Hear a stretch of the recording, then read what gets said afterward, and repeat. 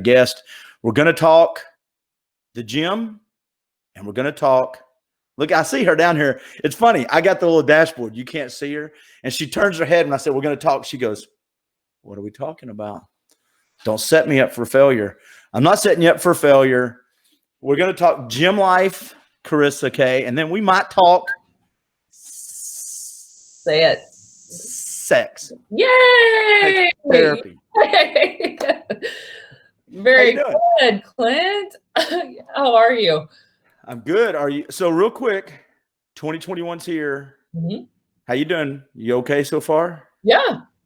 I think, as a mental health professional and a gym worker, gym manager, trainer, I'm on my toes. I think people are, I'm a little surprised, actually. I thought people would be really gung-ho about a reset for 2021.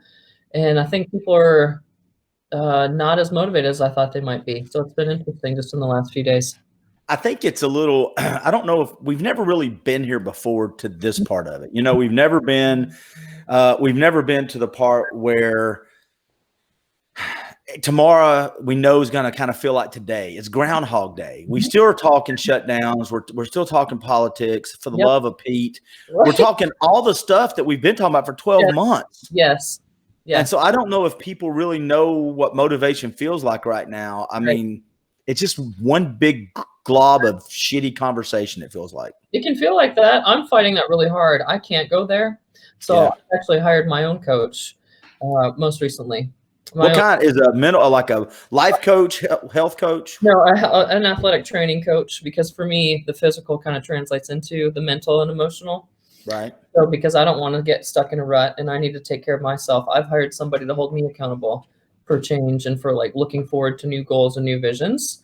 And so I'm trying to encourage other people to do that too. Like if you need to hire a trainer to hold you accountable, do that. If you need to go to a therapist to like get out of stuck patterns, do that.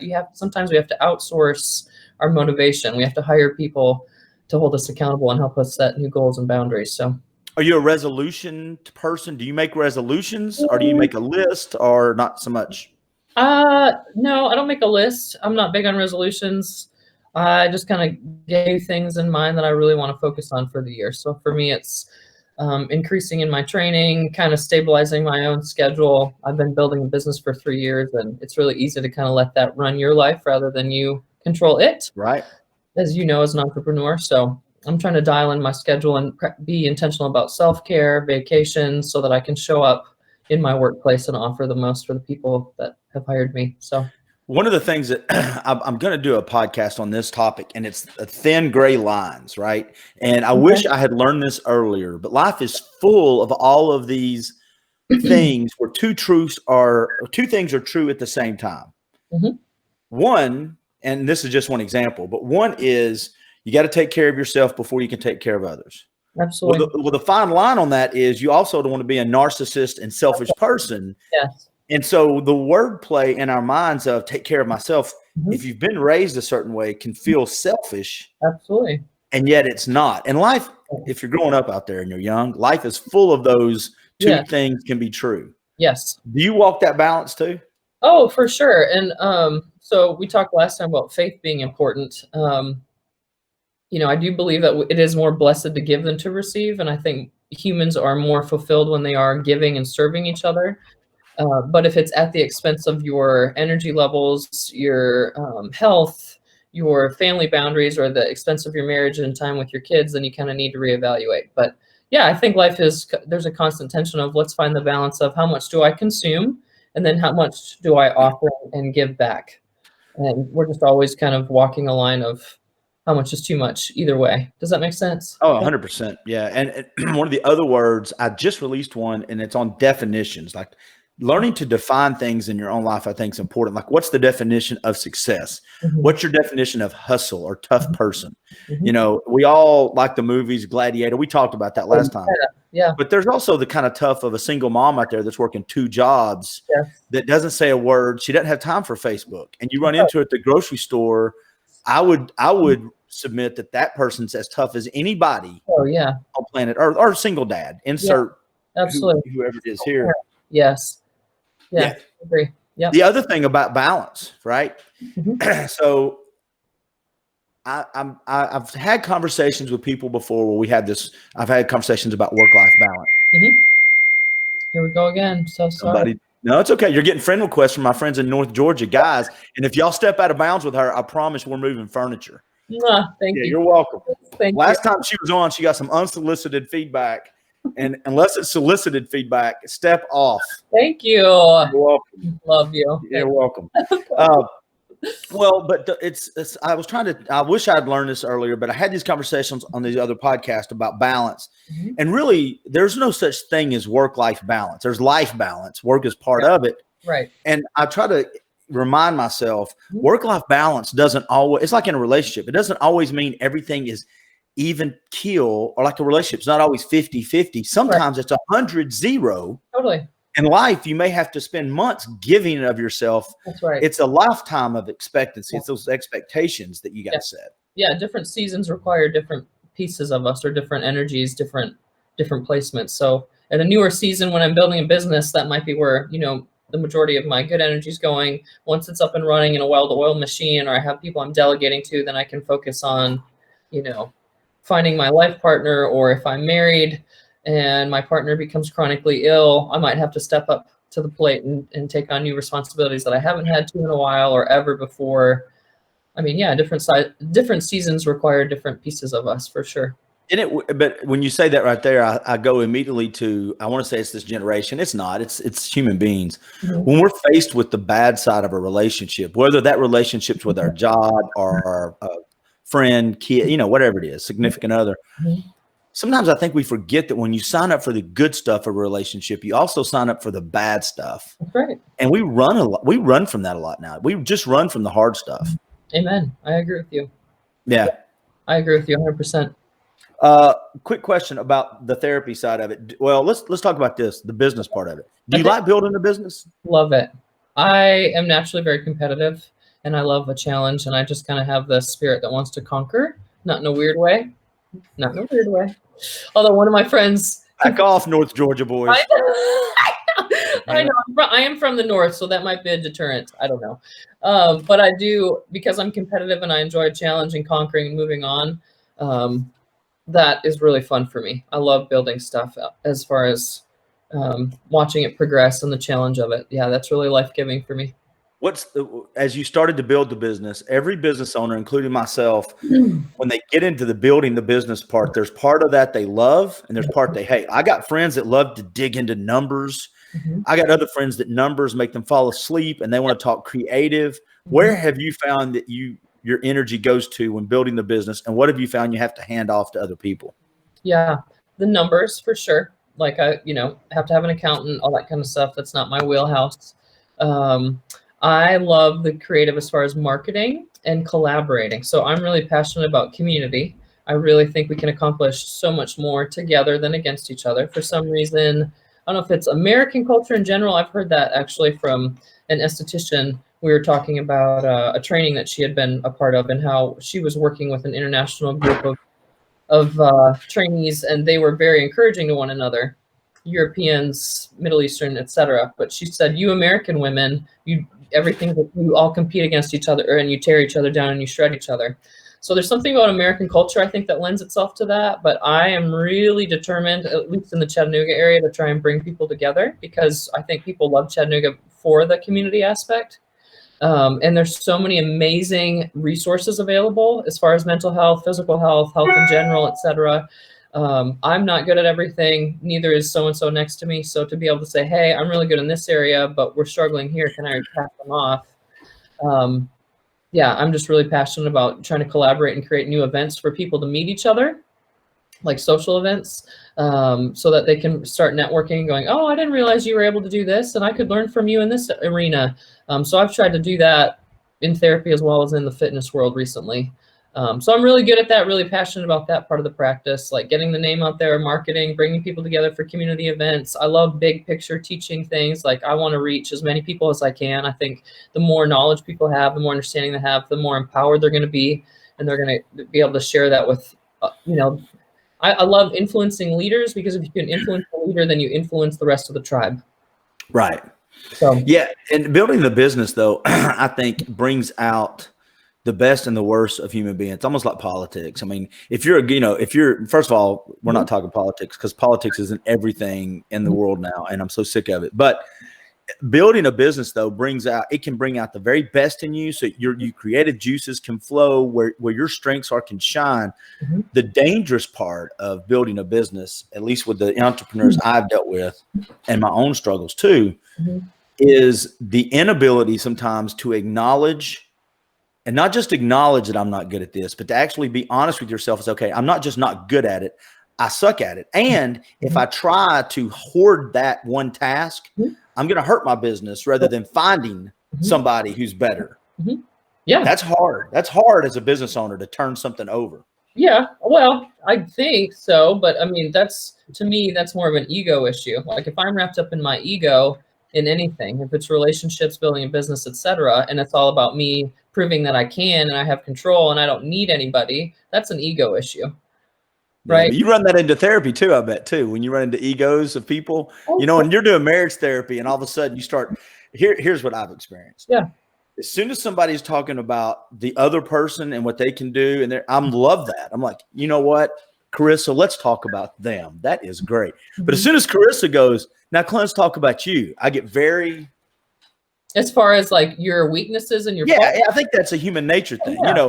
When we're talking, you were talking about it's an ego thing, but in relationships, I'm a big believer. Ego kills almost everything we touch if it's unhealthy. Preach. Absolutely. So yeah, so I'm really passionate about identity work. And I don't remember if I mentioned this last time because this is going to sound cheesy. I just watched the most recent Wonder Woman. Yeah. And I know people were like, ragging on it and didn't feel good about it, whatever. I loved it from an identity disposition because she knew who she was and what she was designed for. And she just stayed in her lane. She wasn't trying to do everything. She just knew who she was and what she was designed for. And she was empowered in that. And that allowed her to bring in other resources or to, whatever. So I think where people get stuck is there's so much insecurity in people anymore. They don't know who they are. They're not sure what they were made for. They're not sure what their calling is. They're not even sure what they're good at. So people are lacking confidence, and that plays over into, well, now that I have this business or now that I have this relationship or this whatever, I have to control it and it has to be all mine because this is my identity. That's it right there. It's my identity. And so if you start stepping on anybody's identity, they're going to be very protective of it and it's going to be threatening and you're not allowed in. But if it's, hey, this isn't my identity, this is something I've been called to steward. It's like a scarcity mindset versus a stewardship mindset. So if this is like, hey, this is a gift for a period of time that I've been called to take care of and honor for me, the Lord with and honor the people that he brings me, that's a different mindset than I have to grab, get, because the numbers of people that I have are going to tell me how valuable I am as a human being. Yeah. If you're looking for affirmation from Karisa, then you're fine as long as Karisa does everything perfect for your ego. When she has a human moment and needs something from you, you're going to get offended. That's just the way that works. Right. And I love the fact you brought up the Wonder Woman thing because we talked about Gladiator last time, how empowering it is when we see people who know who they are and what their purpose is. Yes. Yeah. There's a quote. It was originally thought to have been a Nelson Mandela quote for his inaugural speech in South Africa, but it's actually by a different, I can't remember her name. It starts with an M, but it's basically, she goes on with this empowering speech about it's not our light or it's not our darkness that frightens us the most. It's our light. And who are you not to be gorgeous, brilliant, kind, famous, etc. Your freedom and you're allowing yourself to shine actually enables other people to embrace that about themselves as well. Yeah, I love that. And I think what you just said is a little hint on what's wrong with our politics. We're not talking politics. I'll just say this real quick. You want to so bad. I don't. But I think we as the United States have stopped looking at our identity as humans and Americans. And we now have tied our identity in with a party. Yeah. And when your identity's in the part, it's like being, I'm an Alabama fan. That's right. Which means I will justify whatever my team does as long as it wins. And I'm going to hold your team accountable when they cheat. And so now it truly is, it is who we are. Yes. And now I get offended if you don't like my politics. Why? Because that's who I am. That's right. It's my identity. So now you're trampling on who I am, not just what I care about. When somebody comes and sees you, you said something pretty interesting about strengths and weaknesses. And I deal with that with businesses all the time. our salespeople. Mhm.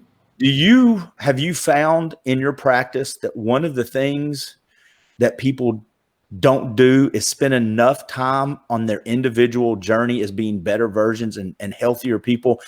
Do you find that most people don't even know who they are, much less who their partner is? Yes, 100%. Yes. How do Yes. you get past that? What do you do? A lot of things. I'll start real basic by saying, like, if it's a couple, I'll say, so your relationship is only going to be as healthy as you two are as individuals. So literally healthy relationships are made up of two healthy individuals. You can't be unhealthy as individuals and expect to have an incredible marriage. You just can't. Look at you giving advice. Well, you can't.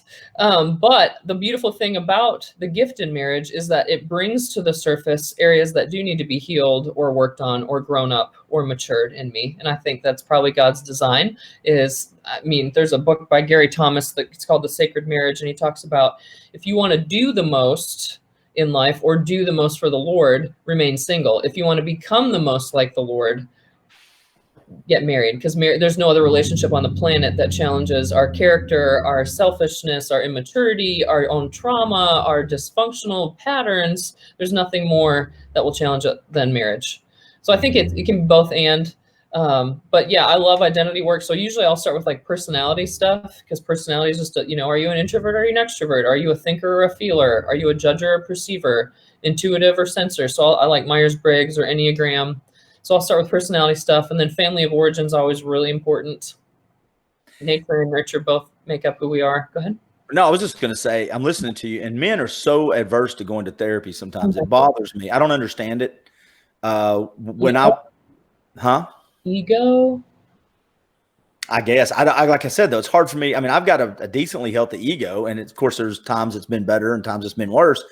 But my theory on therapy was, when I went through some life changes, I would jump into therapy as soon as possible, because I knew if you're sick, I mean, here's the thing: if you're not sick and you can get over it, if you're hurt but not injured, okay, let's shake that off and move on. Bootstrap it. If you're sad and depressed, you can get through. Let's move on. Let's go.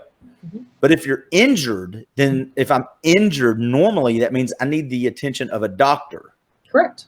So if my arm is hurting, that's one thing. If my arm is broke, I need to have it set. And as a human, if you become so rigid in your ego and in relationships that when something happens, you have no flexibility and you break, you need to get to somebody that, even if all they do is listen and let you hear yourself. That's where a lot of my healing came from. I would say something, and people like you, dadgummit, would say it back to me, and I would go, "Hey, that doesn't sound good." And they'd be like, "I know." I'm like, "Well, I don't want to say that anymore." And they'd be like, "Okay, then let's not say that." Yeah. So, but you're a really introspective man, Clint. So culturally, you've grown up in the South. Yes. Were you allowed to be emotionally vulnerable growing up, or was that promoted for you?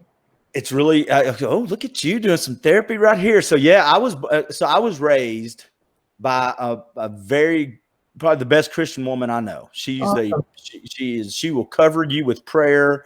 I'm convinced that when we all get to heaven and everybody looks up, most people that know my mom's not going to be surprised that she's standing right up there. Cool. Now, I also watched my dad, who was raised completely different than my mom. Did not come from a house of a bunch of love. Went to Vietnam very early. Yeah. 3 full tours, rough. Oh, word, yeah.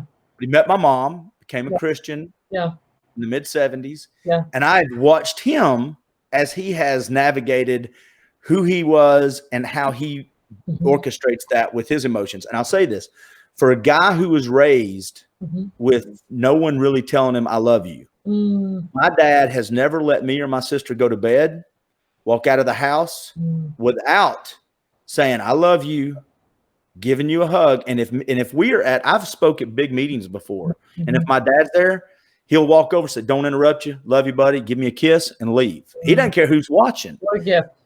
It is, because once I saw that, and by the way, he's the baddest man on planet Earth. I mean, I've watched, my dad has done, if people know Papa Joe, he doesn't play. Yeah. Yeah. But I watched a guy that was vulnerable enough and secure enough in being a man that he knew when to show affection and when not to. And it was a great example. But you just said it, vulnerable enough and secure enough. Yeah. And again, if all of us are insecure, then to go in front of somebody, I'll put it this way. This is fascinating. So I met a woman this last weekend at an event I hosted at the gym. She is a veterinarian who works with horses, and she does acupuncture on horses. She practices in South Carolina. Brilliant, really cool, strong female.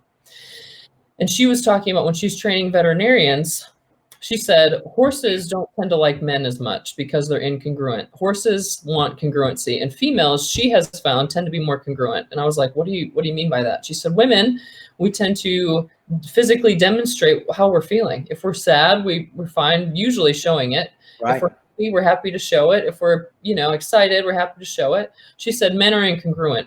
Men don't want to admit when they're frightened, so they overcompensate and they move at the animal like a bear. And I was like, yes, there are certain positions, body positions. Maybe you've seen the TED Talk about how that release testosterone in the human body. And like when I work with my firefighters or like my big, like men's men, they start doing this when they start to feel vulnerable. They'll put their hands behind their head on the couch, or they'll do the hands on the hips because that releases testosterone, or they hover over. Like if I'm on a desk and I'm leaning over, that all releases testosterone. So I can tell when men are starting. I don't understand what you're talking about. Keep talking. What are you talking about now? Yeah. No, I can't. Well, Clint. Let me put my hands on my hip as we talk. Exactly. So men give themselves away through their body language of trying to compensate for, hey, I feel vulnerable right now. I feel frightened. Like men aren't typically going to come out and say that. And so therapy requires that. At some level, therapy says, hey, come get undressed metaphorically, be vulnerable, show yourself, risk being judged and hearing stuff about you that you might not want to hear. I'm not sure I want to sign up for that. Does that make sense? No, we'd just rather stay sick forever. That's the problem I have. It drives me crazy. It drives me crazy, which is why I'm so passionate about trying to communicate to men. Like, it can be better. Do you remember earlier I said there's life is full of gray lines, right? I want my kids to learn that. You just mentioned a gray line because we walk the line, I think, as men. And boy, this would be a great podcast. How I think the definition of men has gotten so skewed. We've let go of all traditional stuff to embrace new stuff. Yeah. And there's no reason to let go of traditional stuff until you've analyzed it to make sure it had a purpose. Right. And so you don't throw stuff away unless you understand why it's there to begin with. You just don't start dismissing testosterone until you look at it and go, well, why is it valuable? So now with that being said, the thin gray line though is, do I want to be vulnerable enough to learn and to grow, but I also don't want to be a whiny crybaby, one of those mishy, my feelings. So men feel they got to walk this line, and what we default to is Clint Eastwood. That's what we movie. The good hardcore movies. Don't start going down. Pick one. The Gladiator, well, Dirty Harry, one of the movies where we can hide behind our masculinity because that's what the world needs. And instead of realizing the world can need that, you can provide that. And at the same time, work on not being just work on being better you. The world does not need men to be emotionally unavailable jerks. And they don't need them to be whiny mishmash, no spine. No, that's not attractive in men or women. That's not emotional unavailability is toxic and unattractive in both genders. And whiny mishmash is unattractive in both genders. But I mean, being strong and being tender, like tenderness is part of strength. Like vulnerability comes out of bravery, not out of being weak. Like vulnerable means I'm brave and courageous and I can risk something here because I'm gonna be okay. Like it's gonna feel risky, but I'm gonna be okay.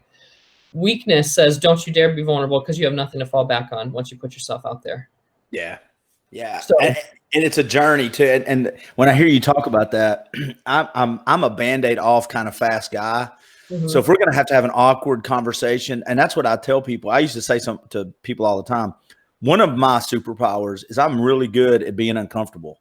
I'm great at just being I'll have a conversation and somebody go, that's awkward. And I'm like, yeah, I know it is, isn't it? That's why I like to do your own medicine on these podcasts. I'm like, bring it. Let's go. Toe to toe. Let's go. Well, that's why when people ask me, what are we going to talk about? I'm like, I can. You're like, sex? I'll make up something. We'll talk about the sun. Okay. And then we get on here and we're talking politics or sex, your pelvic floor. Exactly. You're welcome. We can talk about that. Yes. Everyone has one. So. But some people's pelvic floor is stronger than other people's pelvic floor. That's right. I'm talking about pelvic floors. Look at her like, yeah, come on, let's go. Oh, let's go there. Yeah. Well, that's your answer for everything I bring up, though. I'll say something offline. You're like, well, how's your pelvic floor? I'm like, I'm hungry. I was just talking about my protein intake. Leakage. I'm sorry. It was a joke. Anyways. What's it like building a business? It's pretty hard. How's your pelvic floor, Clint? Let's talk about that floor. What's your testosterone levels, Clint? How are you feeling these days? I had to go get mine checked years ago. And my testosterone level was so low that the doctor went, hey, oh yeah, that was, I don't know, probably 6-7 years ago. And I don't mind that. Everybody's got to have stuff. But I mean, I was just no energy. All the key symptoms there. Stress. Oh yeah, stress was killing me. I just couldn't handle. And I went to the doctor and I said, I think I need something checked. And he goes, well, let's run a panel. I'm like, okay. Yeah. And the panel came back of, something like you're 2 days away from starting menstruation or something, Clint. It was pretty low. It was pretty low. It was pretty low. Testosterone too. So that's yeah, I'm just telling you, my panel would have reflected well. And for a female. That's what I'm saying. You're postmenopausal, Clint. Did you know that? Anyways, I just actually connected with some people right next to Nutrition World that do awesome work with hormone panels. Because for some reason, it's been like an act of God to try and get a clinician or a practitioner on board with running a hormone panel for like my sex therapy clients. Wow. Right? Even my clients that are like anxious and depressed, because hormones are these powerful little messengers that impact us every freaking part of the day. So I finally found Gloria Keel and Dr. Barry Wagner next to Nutrition World. They just opened the Wellness Center. That's Ed Jones and them, yeah. Yeah, and they are amazing. She's been doing this for 35 years, so I am going to get my own blood work done there just because I'm going to be 37, and women need to know where their numbers are at. And I want to be able to tell clients about my experience, and they're taking on new patients and are super geeked about the holistic approach, but definitely starting with like, where are your levels at? Like if you don't have enough progesterone as a female, you're not sleeping, or you don't have a sex drive, or you're overly emotional and prone to depression. Well, and two people, and Ed talks about this. I have Ed on pretty frequently. People want to take vitamins and supplements, which are great. Yeah. But in an ideal world, you would get the full panel blood work knowing, do I need more vitamin D? That's and if right. I do, how much? It's the same way in your world. Yes. How do I know where to start? Well, if there's physical problems we can address, that physical and mental are tied together. 100%. Yeah, absolutely. Yeah, getting, and I never really understood the embarrassment of hormone talk either. It's almost like we as human beings, we forget that we're all just sacks of meat that have hormones through in. But we do. I mean, we've got all these hormones and they affect people differently. I mean, we're just biological creatures. Your anthropology is on point. We're just sacks of meat. We're skeletons. We're what does they call meat covered skeletons on this cosmic journey through space? Wow. That's got to be a interesting. Anyway, I just don't understand why we try to deny the fact that hormones impact our life, because it's surrounded by us all day, every day. Lack of education, lack of knowledge, lack of understanding. And I even talked to these new practitioners about it. I just thought it's been so frustrating. And they said, well, if you get down to it, a lot of them will confess. A lot of practitioners or clinicians will say, once they get the numbers, they're not educated to know what to do with them. They're like, okay, so now what? Wow. Yeah. Which is, I'm like, well, welcome to practicing medicine. I mean, it's called a practice for a reason. You got to keep at it. Yeah, totally. You got to keep learning and growing. And if that's what it means to treat patients effectively and ethically, let's do this. So anyways, I'm really excited about that connection. I just wanted to throw that out there because I think I do a lot of good to help people feel better. Well, and it does something as you're building your business. It adds a component so where you can address more a full person, not just the emotional family history, because if I have guys coming in that are having erectile dysfunction, and then I find out their levels are at 100, which is like, I mean, you're practically done with life. Like, we can talk psychology all day. We can talk psychology all day, but you need some freaking testosterone in your system, you know? Yeah. Go ahead. Where are you going with that? 165 is what I was when I first went to the doctor. Oh, so you get it. Oh, I completely get it. Yeah. You get it back in your system, and all of a sudden you wake up every day and you can wake up. You're like, I got energy. Yeah. And it's not perfect. Yeah. And if you're a guy and you start it, and this is just, as you gain weight, lose weight, as your life changes, and my doctor's really good. I get it checked twice a year to make sure that what I'm doing is right. So we can adjust it. They need to have that monitored fairly closely because what guys will do down here in the South, because it's like hoorah, like just ego and Southern pride and blah.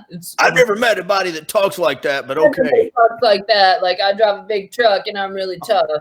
All right, that's the real thing. I drive a 4Runner. I don't know. I can carry a lot of groceries. But I'm just saying, you know what I'm talking about. Yeah, I do. Yeah. Machoism down here. Like, I'm such a dude. That's fine. Okay. But it translates into how they handle their testosterone. So they're stopping at a low T center on the side of 75 without a like clinically trained professional, you know, juicing up on testosterone levels they don't need to be at, which will actually can cause a heart attack or stroke, or affect your other hormones. Absolutely. Yeah. Or will wipe out, you know, like some guys taking 200 milligrams of Viagra a day. Like, you're gonna damage your heart health.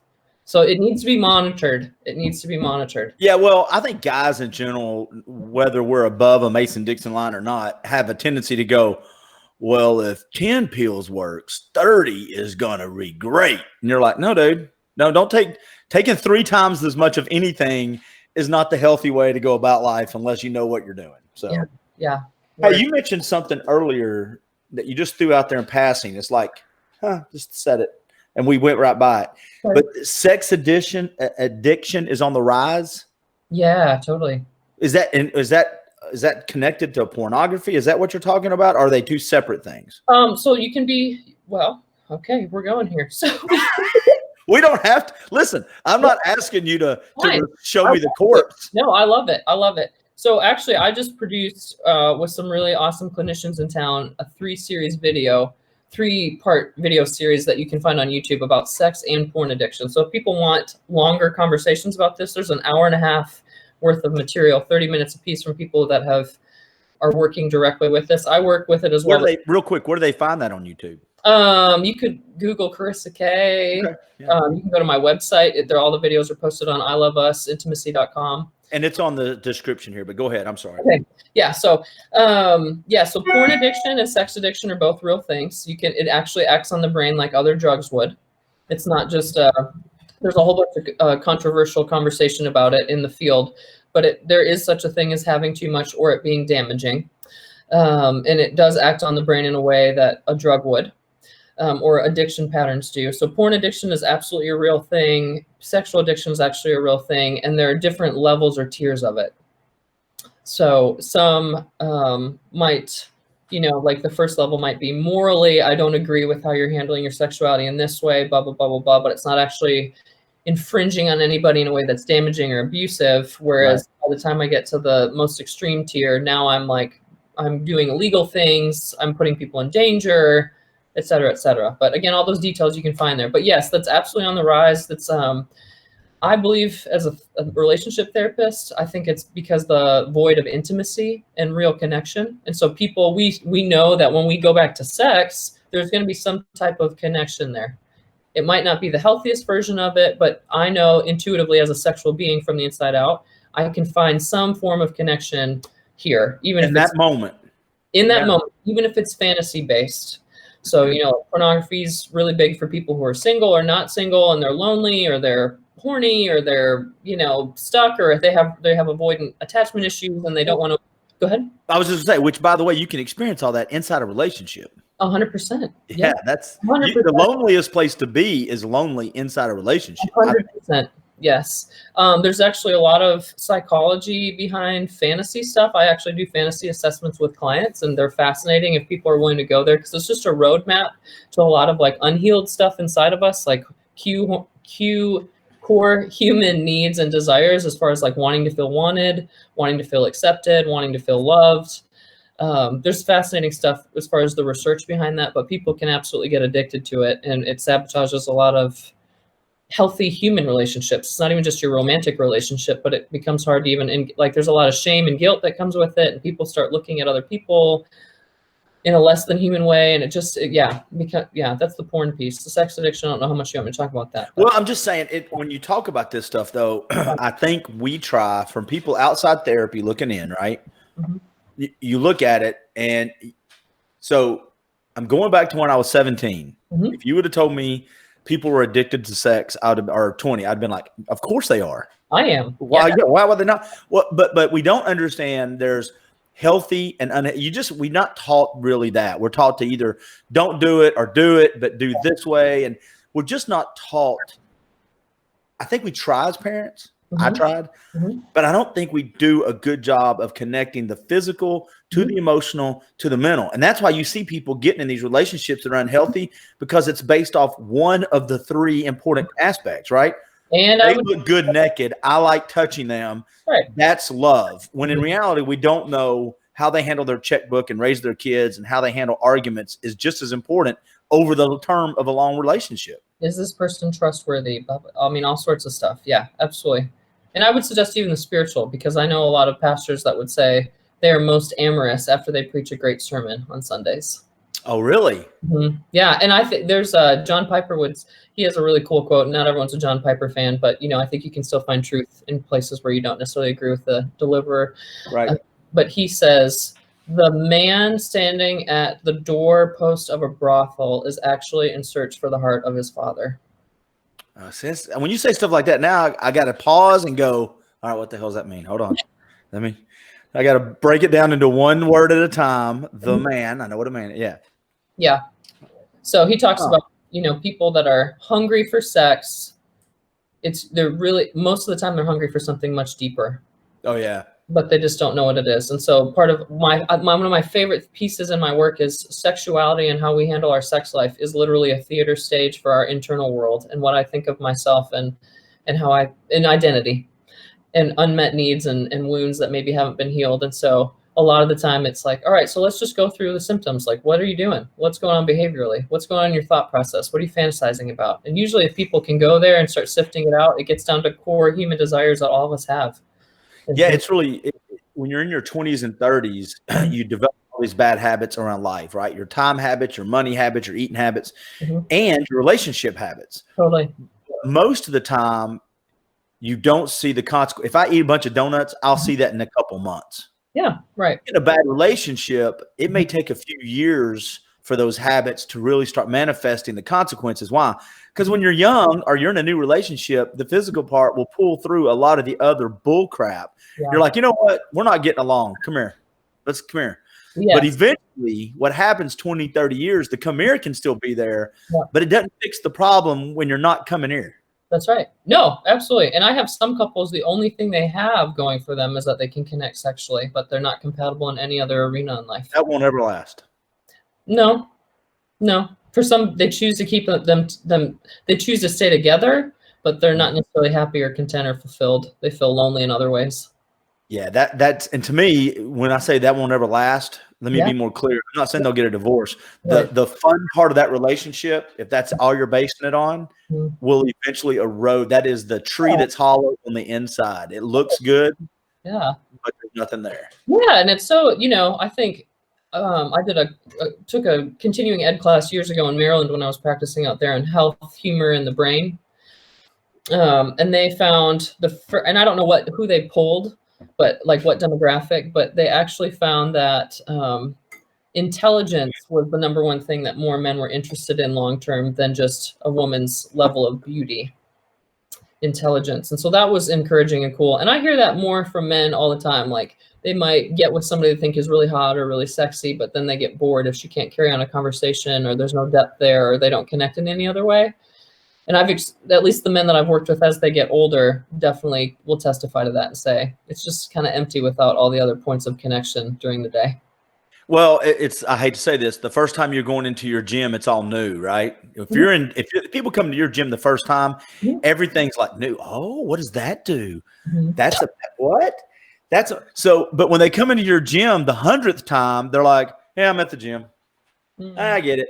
The challenge in a relationship is to try to keep it to where it's always the first time in the gym, right? You want as much as possible to where, and you can't keep that alive if all you're doing is relying on the physical stuff. It's not going to work all the time. Right. Like, as far as romance and excitement, that's a seasonal thing as well in relationships. Like, we call the first 18 to 24 months of any human relationship the honeymoon period, because that's new. What does that do? And that's when all the dopamine is firing. Yeah. So, hey, look at him snore. How cute is that? Oh, he talks just like Jesus. Yeah. 3 years later, you're like, I'll smother him in his sleep. I swear to God. I need an exorcist. Let's go. Yeah, totally. Yes. So that is, you see it a lot in like Hollywood relationships, like 18 to 24 months, and then the real stuff setting in. So that's like the cocktail where literally your brain is tricked by all sorts of fun, great, excitatory responses. Yeah. And people get addicted to the excitement. And then after that, it becomes more about oxytocin, which is connective.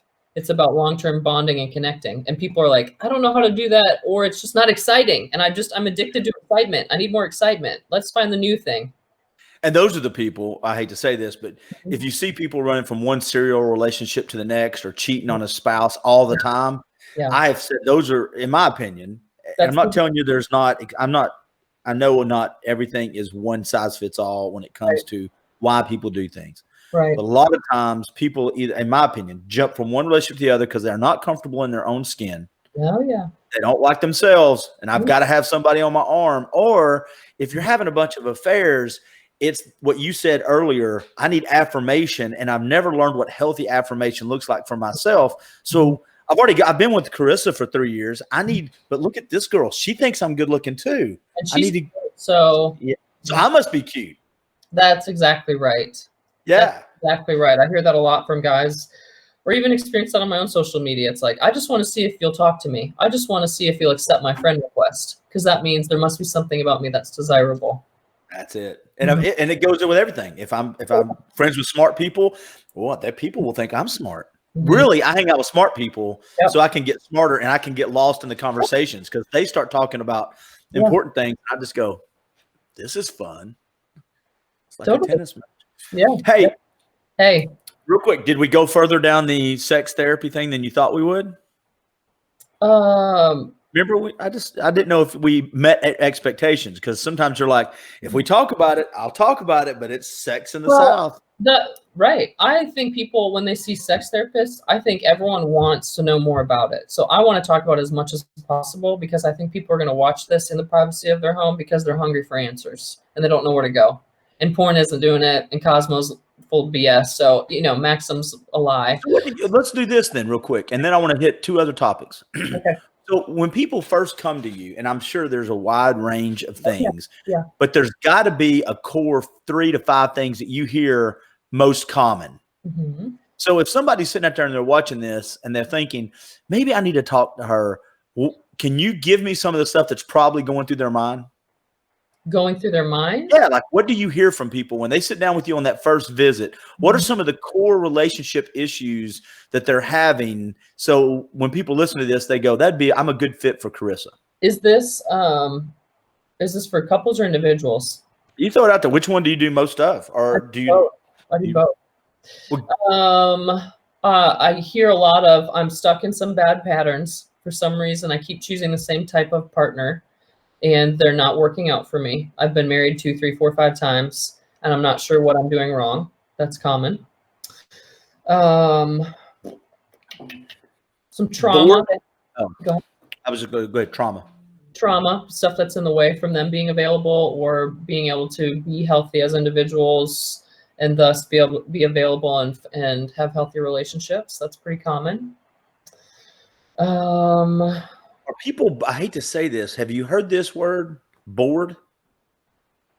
Do you hear I'm bored in a relationship? I'm not, because you said earlier about no excitement. So that's not one that people normally come to you with. No, not in therapy. No, I think the bored people, if I was guessing, I think the bored people are out hopping around on dating apps and Facebook and Instagram, and they're finding ways to remedy their boredom, their restlessness, because there's so much out there to choose from as far as, there's always something next to catch your attention, or another 5 things to catch your attention. I had some friends long ago, 3 or 4 years ago, put me on dating apps. They took care of my profile. They put my stuff up there, right? They're like, come here, we're going to do it for you. There were friends of mine, female friends of mine. I'm like, all right. I haven't been on them in probably 2 years. I just used to go look and see this is bat crap crazy. I'll give you some advice if you're on a dating app. Just for guys, I'm not going to give girls advice. That would be mansplaining or something, which stay in your lane. Yeah. It's not mansplaining. It's just 2 people talking, but whatever. I go down this road. Okay. So if you're going to post a selfie and you don't have a shirt on, doesn't matter how good looking you are, put a shirt on. Unless you're at the beach with a bunch of buddies, that's one thing. But if you're just posting a single picture of you with no shirt on, gotta lose that. Gotta lose that. Guys that post pictures with their cats, gotta lose that one too. Sorry, gotta have that off. Bye. And I will say this for the females: if you're a female out there and you've posted a picture where you black out faces or you cut out people and we can tell, find another picture. I don't want to see a picture of you, Karisa, with the person standing next to you with the blacked out face or cut. Last boyfriend. Or you're just out with a bunch of girls and you don't want you want to make sure that they know you're the one. Free advice right there. Well, my advice would be for the ladies. I'm really big on objectification because I think women are setting themselves up to be used on repeat. And I kind of test that on my social media. I mean, again, with a therapy piece, I can't nor do I want to post pictures of me in a bikini. But if I put a cute little dress or something sassy, I'm going to get more attention than if I'm just in a flannel or whatever, right? So that's just human nature. We see skin and our brains go bzz, or curves or whatever. So for women, it's if you don't want to be treated as a sex object, or you hope he'll see you as more than just a sex object, then you shouldn't present yourself as a way that the only thing you have to offer is your sexuality. And that's really a lie that so many females have fallen into, and the entire internet is filled with, is women are all I have to offer is what I can do sexually or what I'm about sexually. There's nothing else to me as a human. So it's just how hot I am. Well, it also is what gets you attention immediately, right? So for me to fall into with Karisa, I have to get to know her as a human. Right. But if all you're and that takes a patient society. Yeah, but if I'm posting pictures that suggest you just want to focus on my reproductive pieces, you're not going to be thinking about getting to know me as a human. No, I'll like that picture, which goes back to affirming you, and you got 300 likes and everybody feels good. Yeah. And I think women don't understand that. They underestimate the power of a very warm and inviting smile. The time that I've done dating apps, men really love smiles. Eye contact too is important. Eye contact. The other thing I will say is, if two things can be true at the same time, we said that earlier, women should be careful how they present themselves. I say that to my daughter all the time.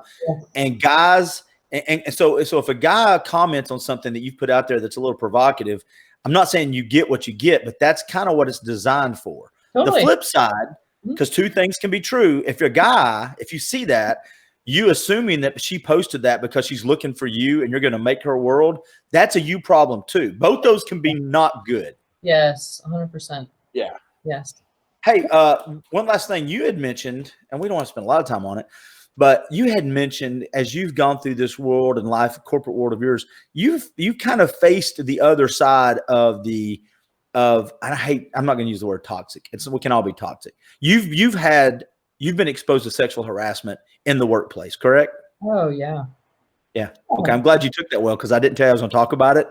And then I was ready for you to hit the screw him. Muted. No, of course I have. I mean, most females have been. Yeah. The definition of that. Oh, go ahead. Is the definition of that become more vague though, or more? I don't know. I think sometimes I'll say this, and this is where women get mad at Clint. And it's okay. I'm okay with you being mad at me. But sometimes, ladies, us doing something is a clumsy way of flirting, or we're doing the best way we can to try to compliment you, even though it's clumsy and not great. And then once you've set the boundaries, if it keeps happening to me, that's where it crosses the line. How do you look at it? Because you're the female. Oh, Lord. Well, so sexual harassment can be a lot of things. It could be if I'm working in an office space with a man who's not directing it at me, but he's watching pornography behind me or looking at pictures of nudes behind me. That is a form of being sexually inappropriate in the workplace, and that's going to make me feel uncomfortable. So that would go under that. Yeah. Well, I mean, you say, yeah, but it literally has a lot of faces. And this is going to impact women differently because so many people have their own stories. And so, I am a deeply intuitive, deeply sensitive human, and I can pick up on stuff really fast. That's one of my gifts, and it works well in therapy, is I can pick up on people's weaknesses and their quirks and their addictions really quickly, because that's what I do. Not everybody operates like that, but there are some women who have a sexual trauma past. And so they're going to be hypersensitive to stuff that maybe isn't threatening or is threatening. And so that's going to influence how they receive attention. So it gets messy. And I think it helps if guys would learn that sometimes again, I think flirting in a clumsy way is, if it's innocent, then we got to learn to live with some of that. That's how we end up making families and we end up meeting people, is flirting. But as a guy, I think you said something that I feel is super important, and that is, you never know. I don't know what Karisa's past is. Right. So if I say something that I can tell has somehow not triggered the response that I'm wanting, instead of thinking, well, I'll probably do it different next time or say it more, or maybe she didn't understand, maybe you should get that as a clue and be more aware of your words and actions and just stop. Just not do it. Yeah. Like, so for me, I'm really big on like not feeling objectified. Like as soon as I feel like I'm being objectified, I go into fight mode. I just do, for a lot of reasons. Some women are great with it. They love it. Like they welcome it. So again, it depends on the individual, and that's where things can get messy and confusing for people. Because I think a lot of times for men, that's been my experience. Well, this worked with this woman, so why doesn't it work with you? Like, you're breaking the rules, Karisa. It's supposed to be a formula. 1 + 1. Yeah. Yeah. So I think that's why it's messy, because humans, we all have our own backstory and our own convictions and values and boundaries. And so homegirl with the mini skirt on and the tight top might really love that kind of attention. But if you come at me like that, I'm going to lecture you on like why your daughters deserve better. Well, and the flip side of that too, though, is, and I think you're hitting the nail on the head. I don't know if we've gotten away from it, but being able to, so I think if I flirted clumsily with Karisa, and Karisa needs to set Clint straight, right? She comes to Clint and she goes, hey, by the way, I like you. You're a good dude. I like working with you. It's awesome. That kind of made me a little weird. If you can have that conversation, and then from that point forward, when I change, we can still be friends and still have some respect for each other. That you got to trust each other to have that kind of conversation. What happens, I think, now is I do something, Karisa gets mad, she reports it, Clint gets fired, or Karisa gets fired. We've lost the ability to set boundaries and not be pissed off about it. Yeah. But again, as a woman, like, who is the guy? Is he my boss? Is he my supervisor? Does he have more power than me? Yeah, it's a lot. Yeah, I didn't think about that. I mean, there's a power dynamic that really, like, most of the experiences I've had with sexual harassment have been with guys that have had more power than me relationally in that dynamic, professional or patient to practitioner. I mean, I've had some medical professionals in town that have been insanely unprofessional. Don't you think, though, that's also can be, not all the time, but it can be a byproduct, an unhealthy byproduct of power, not just gender? Yes, 100%. Women misuse their power too. That's what I'm saying. Sometimes it's just about, I have power over Karisa, so I'm going to manipulate that and see if it gets me what I want. Power will always reveal our character. I think Abe Lincoln said, if you want to test a man's power, if you want to test a man's character, give him power. Yeah, but then Karisa sets me straight, makes me feel bad, so I'm just not going to do that. I've done that as a waitress. I've had some guys coming in asking for slabs of ribs and beers, and they think it's going to be a Hooters event, and it turns into a teaching moment. Hey, do you have a couple of minutes to and then I want to tell people where to go find out more about your practice and the gym. Okay. Can we play a quick game of Would You Rather? I would be delighted. Yes. I can just tell. It's just when I'm a highly educated female, please, let's play some stupid game of Would You Rather. Camp counselor, we used to do Would You Rather sweat peanut butter or salivate mayonnaise? Yeah. Sweat peanut butter, of course. Oh, yeah. Yeah. Hey, so I went online and I just pulled up random Did You Knows. I've not pre-read these. Oh, great. Okay. I'm barely awake, so great. Okay. You've done good for being barely awake. And by the way, your hair looks fabulous. Thank you. By the way, your goatee and facial hair look wonderful. Thank you very much. It's good when it's exactly where it needs to be. Yeah. If by testosterone you mean it makes me more white through here, then yes. No, I just mean a nice full. Would you rather go into the past and meet your ancestors, or go into the future and meet your future family? Oh, the future, hands down. Oh, really? Okay. Yeah, I can't wait to find my, I would love to get married and have my own crew. So I would love that. Crew. Like you're going to have a basketball team. Maybe. I don't know. I'm open.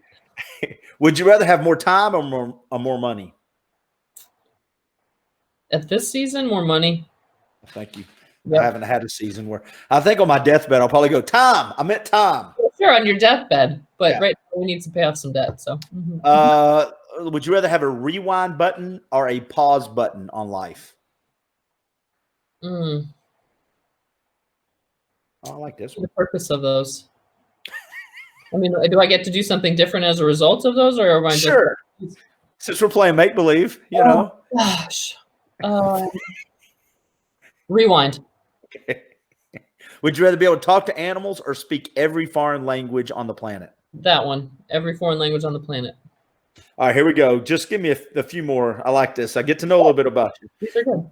Would you rather win the lottery or live twice as long? Win the lottery. Hmm. Yeah, I mean, heaven. Like what? Buy is gain. Like what? Well, let's see. I don't understand this one really because I'm dead, but I'll ask it. Would you rather have no one show up at your wedding or your funeral? Ouch. Oh, are you emotionally dead? Is that what you mean by you're dead?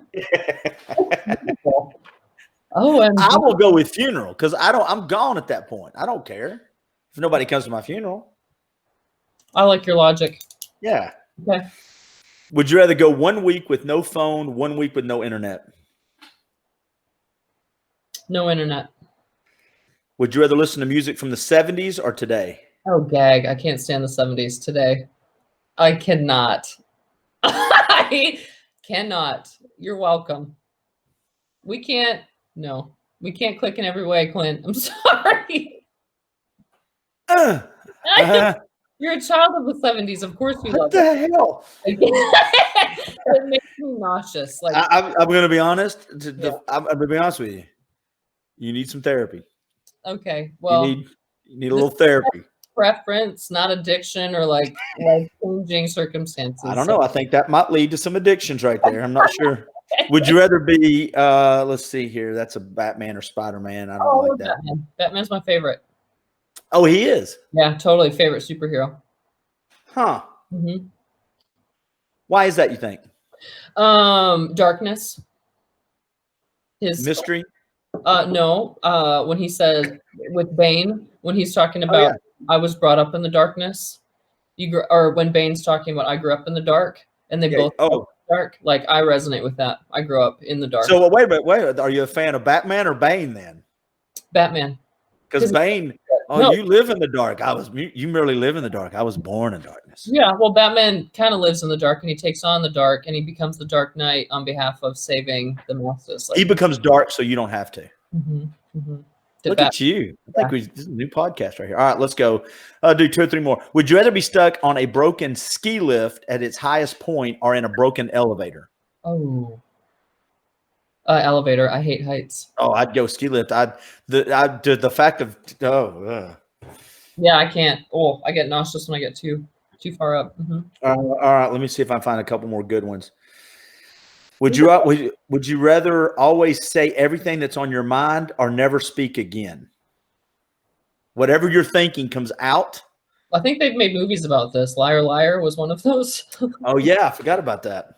I love using my voice. I've lived in seasons where I wasn't allowed to, so it would be the first. Phone. Would you rather have a phone call or send it? Would you rather make the phone call or send a text? Phone call. FaceTime. Oh. FaceTime. All right, let's see here. Would you rather put a stop to war or put a stop to hunger? Hunger. All right. Would you rather spend the night in a luxury hotel room or camping surrounded by beautiful scenery? Do I get to pick the place camping? Yeah, go ahead. Jump in there. Wherever. Camping. It would be awkward, though, if you were to say hotel room and not choose camping with the flannel shirt on. Well, what if I want to camp in Fiji, which is where I choose? Because I'm going to camp next to the sea and the rainforest, and I'm going to camp there. Yeah. Maybe a loincloth. You totally just screwed up my version of camping, but way to go. Good job. It's not all about you and your version. How about that? Get me out of the sun. I need to go. I'm a Nordic. I need to get where it's cool in the mountains. Ooh, but so what? All right. So what? I sweat. I become an angry Irish leprechaun. So here's my thing. The worst thing you can do to somebody like me is to paste me up, hairy chest, just paste me up with sunscreen, stick me in sand in 101 degree temperature on the beach and say, isn't this relaxing? No, No, I'm gritty and sticky. And You're now, exfoliating. You're exfoliating, Clint. now in the evenings or in early spring, fall, when the highs are in the 80s and 70s, and I can enjoy the cool walk on the beach at night. Yeah. I'm all in. July, 3 o'clock on a Thursday afternoon, 101. Hey, let's throw some cream on that Irish pasty white dude. I'm sure he's going to be just relaxed. Go out on the boat and have some drinks and water ski and tube. That sounds amazing. Does it? Okay. Does it? You're so bitter. Would you rather? I don't understand why Clint's not dating anybody. He's pissed off all this. He's cranky. He just get off my lawn. Man, all the women he's drawn to love the beach. Dang it. Well, yeah, and I'm from the 70s, so apparently that made me just made you go. I'll throw up a little bit. Yes. Would you rather explore deep space or the deep ocean? Deep ocean. All right, here we go. Would you rather hug or kiss? Ooh, look at you. I'm reversing the game. Uh-huh. I got to be honest, since it's been so long since I've done either, whichever comes first. In life in general, not just romantic wise, but I'm a hugger. I like to hug my family before they leave. I'll hug my buddies. I give them the hug, tell them I love them. I don't mind that at all. But yeah, there's a good hug that leads to a good kiss is probably the best. Is that okay to say? Whatever. Sure. The program. Yes. Hug. I'll go with hug. I added Fiji and threw you off, so we'll take it. Yeah. Do you have another one? All right, let's see here. Oh, are you a book or movie person? Would you rather read the book or watch a movie? Anymore, because I'm so tired I fall asleep when I read. Naturally, I think I want to read first, but right now, because of time, movie. Are you comfortable going to movies? This is me asking a version of this. Can you go to movies and restaurants and eat by yourself? Are you comfortable? Oh, I yeah. am too. Yeah. I actually prefer that sometimes. Oh, okay. I like being by myself. Okay. I think it's good. That's probably why you're still single then. I'm glad you smiled when you said that. You timed that perfect. You let me finish my full thought, and then you actually leaned in so everybody could see your grin, and you went like this. That's probably why you're single then. Because I like to be by myself, and I'd rather hug than smooch. Anyway, well, the hugging leads to smooching. I mean, and you didn't say smooch; you said kiss. Foot or hand massage? Oh, give or get? You're receiving. Oh, for the love of all that is good in Denmark, I'll take. I mean, you can rub my knee right now. I've got bad everything. This right here. If you just want to come over and go like this, I'll be like, oh, that's so nice. I'll take it. Thank you. I would go with foot though, because I'm so active. But here's the thing that's freaky. This one. I like giving foot rubs and hand rubs. Freaky, that's wonderful. I like giving foot rubs and hand rubs. That's wonderful. You are gold to many a female. Why are you saying? Well, yeah. There's paperwork down at the courthouse. This way, yeah.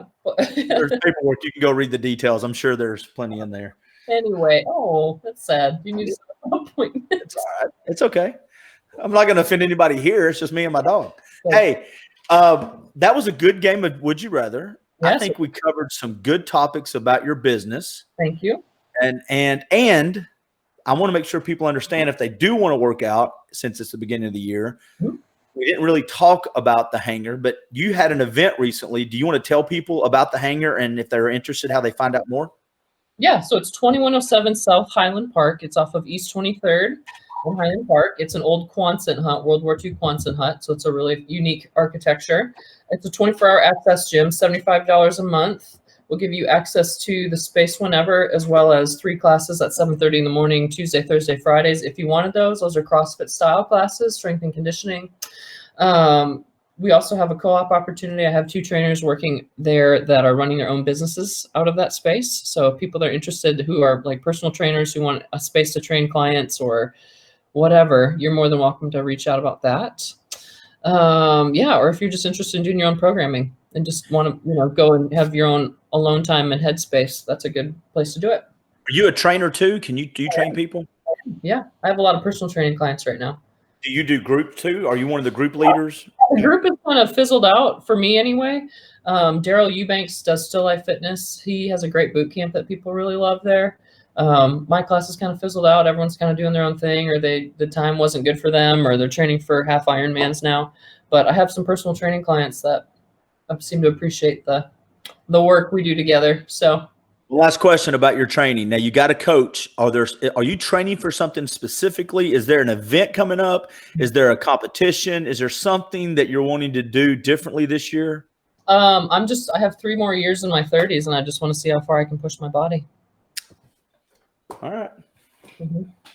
Sounds good. Most out of this thing that the Lord's given me. So. And how do they find out about that? The hangar? The hangar. You can find that on my Facebook page. I'm connected. It's in my profile, or you can Google the hangar 2107, and we have a website. And if folks are watching this, the website to her, the link to her website for her therapy is in the description, and you can always find her. And I really, seriously, if any of my friends message you and they go out of, get out of turn, just holler at me. Thank you. Assholes. Stop it, guys. Just stop it. Stay in your lane. It's not that kind of sex therapy. So yes. There's the word therapy in there. It's not, we're not. Yeah. Well, but the thing is, in other states, therapists actually jump into the process physically. And so people are like, wait, see, this is the part about doing something with somebody you don't know that well. You just throw these in. We're about to wrap it up. So anyway, I hope you have a great day. Hey, some sex therapist jumps in there with sex. Bye, everybody. Bye, everybody. You're not the only one that can keep people on their toes. What? When was that? Where's what? So therapists in other states? Yeah. Jump in to demo or to help. Yeah. Oh yeah. Okay. All right. Yeah. But it's not that type of therapy. So I think a lot of people are like, "What is this? Some kinky thing?" No, it's not. No, it's not like that. Okay. So. Not in the state of Tennessee. Not for this chick and her practice in Chattanooga. Mm-mm. This isn't called jump-in therapy. It's called. Hey, with your partner, yes. Maybe that's a new podcast we'll start. Jump in podcast. We'll talk about that. No. Sorry. Technical foul. Bye, Karisa. Hey, thank you. Thank you. This was a lot of fun. It was, as always. Always. Good luck. All right. Thanks. Bye, everybody. Bye.